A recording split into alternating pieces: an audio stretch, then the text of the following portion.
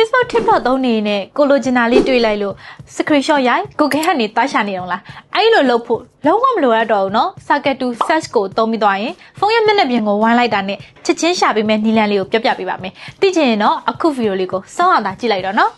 ဒီနေ့ရဲ့ဗီဒီယိုလေးမစခင်မှာတော့ Eero User Guide Unit ရဲ့ Facebook Page, TikTok Channel နဲ့ YouTube Channel တွေကို Like and Follow, Subscribe လေးလုပ်ပေးတော့ပါဦးเนาะဒါဆိုရင်တော့ Eero ဗီဒီယိုလေးစလိုက်ကြရအောင်တောင်းနေရတော့အရန်ကိုလွဲပါတယ်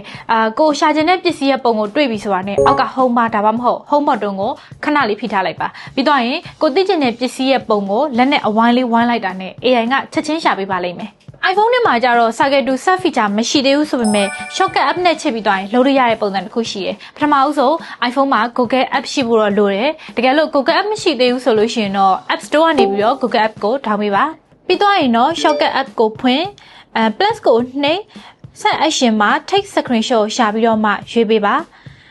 နောက်တစ်ခု set image which lens ဆိုတာလေးထပ်ရှာပြီးတော့ရွေးလိုက်ပါဒါဆိုလို့ရှိရင်တော့ set image which lens လေးရပါပြီ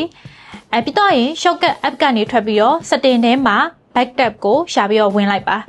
အဲ့ဒီထဲမှာ double tap ကိုနှိပ်ပြီးတော့ရင်တော့ shortcut ဆိုတဲ့ list အောက်က Eero ခုနကလုပ်ခဲ့တဲ့ set image which lens ဆိုတာလေးကိုရွေးပေးလိုက်ရင်တော့ set up လုပ်တာပြီးပါပြီ